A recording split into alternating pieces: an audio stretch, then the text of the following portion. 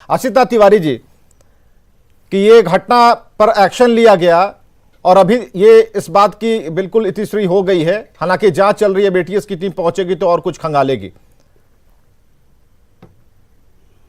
देखिए विवेक जी, एक बात इन्होंने जो कही कि अवैध जो काम होता है वो पुलिस से छुपाकर ही होता है, तो अगर ऐसा होता है तो फिर बालू के अवैध खनन मामले में जितने अधिकारियों को गिरफ्तार किया गया है या मुकदमे चलाए जा रहे हैं वो मुकदमे वापस ले लिए जाए, उन्हें रिहा कर दिया जाए, क्योंकि वो तो निर्दोष लोग होंगे, उनसे छुपा के किया जा रहा होगा। तो फिर इन्हीं की सरकार ने क्यों, उसमें तो एक आईपीएस ऑफिसर भी खुलेआम किया जाता है, अवैध काम खुलेआम किया जाता है। रुकिए पुलिस अरविंद जी रुकिए से किया जाता है।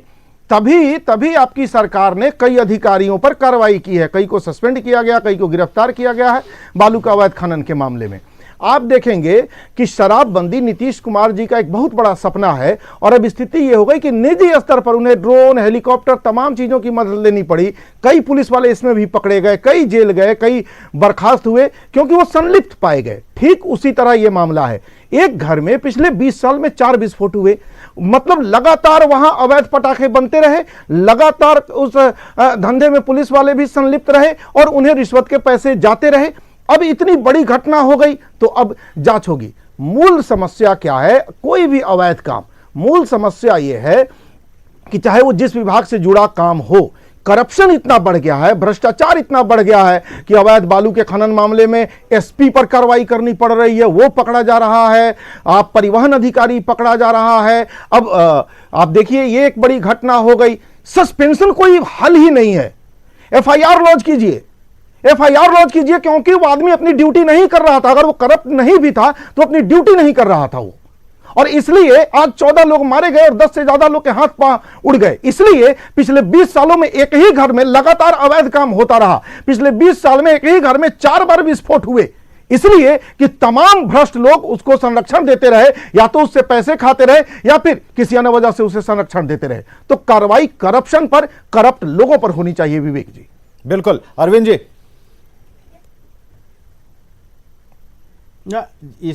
हमारे मित्र कांग्रेस के तो इस प्रकार बोल रहे हैं जैसे लगता है कि मिनटों में सारी घटना को इन्होंने जांच कर लिया और जांचोपरांत आकर के आपके डिबेट में बैठ करके इस प्रकार से बोल रहे हैं। देखिए आपको तो काफी समय मिला ना, एक दो नहीं, ये 4 घटना उसी जगह पर अगर हो जाती है तो आपको तो समय मिला ना अरविंद जी, आप उन्हें क्यों आप पोक कर रहे हैं? विवेक जी, हाँ विवेक जी, जिस प्रकार से यहाँ कांग्रेस के प्रवक्ता जिस प्रकार से यहाँ बोल रहे हैं, जैसे लग रहा है कि यहाँ पूरी घटना के जांच करके ये आए हैं और जांचोपरांत ये इस प्रकार से बोल रहे हैं।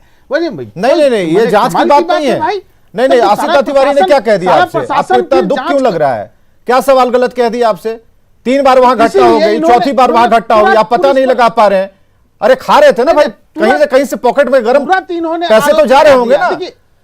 देखिए पुलिस का तंत्र अब 1 मिनट में कहते हैं कि खुफिया तंत्र फेल है, पुलिस मान लेगी, है ना विवेक जी, यह बात तो सच है ना कि हमारी सरकार में न किसी को बचाया जाता है न किसी को फंसाया ये डायलॉग अब देखिए बहुत पुराना है, ये इसको बार-बार रिपीट मत कीजिए, बहुत पुराना डायलॉग नहीं है, ये गब्बर सिंह टाइप का कोई डायलॉग लगता है। चाहे बड़ा पदाधिकारी हो, छोटे पदाधिकारी हो, किसी स्तर के कोई भी पदाधिकारी हो, जांचोपरांत जो भी इसमें, चाहे प्रशासन के लोग हों, चाहे कोई आपराधिक किस्म के लोग हों, या कैसे उस घर में पटाखे बन रहे थे, सारे मामलों की तहकीकात होगी। प्रशासन को पता नहीं, पुलिस को पता नहीं, जांचोपरांत कार्रवाई होगी। जो जांच में तथ्य उभर करके सामने आएंगे उसके बाद जांच होगी। नहीं, आपकी बात से कुछ संतुष्टि नहीं लग रही है आज, पता नहीं आप बैकफुट पर हैं आज। नहीं, नहीं, आपको यह मानना पड़ेगा, ये दुखद घटना है और ये दुखद घटना के बाद हमारे प्रशासन के लोग गंभीरता के साथ वैज्ञानिक तरीके से जो जांच का तरीका है, साइंटिफिक तरीके से जांच करेंगे। तो इतने बड़े रॉकेट साइंस की जरूरत नहीं पड़ती ना। अगर चौकस रहते, ईमानदार रहते, बढ़िया से ड्यूटी करते तो जरूरत नहीं पड़ती ना इतने बड़े साइंस की, कि आज सब कुछ लगाना पड़ता, एटीएस की टीम को भेजना पड़ता। आज पता चला ना कि चुटपुटिया और पटाखा, वो बीड़ी बम नहीं था वहां पे, धमाका ऐसा हुआ कि बिल्डिंग की बिल्डिंग ढह गई है वहां पर। ठीक, ये मैं तो कह रहा हूं कि दुर्भाग्य से यह घटना घटित हो गई। दुर्भाग्य से अब कुछ नहीं इसके हुआ बाद है। जांच की प्रक्रिया नहीं नहीं, होना ये है। किस्मत की ये लकीरों जांच पर की मत जाइए। प्रक्रिया होना है, दुर्भाग्य से विवेक कुछ और नहीं हुआ। जांच ये के बोलिए तो कि काम चोरी हुई है, आएंगे, उसके बाद काम चोरी उस पर हुई कार्रवाई है, होगी। काम चोरी हुई है और आप देख नहीं पाए, परख नहीं पाए और लगातार ये काम जारी रहा। इस बात को आपको मानना होगा।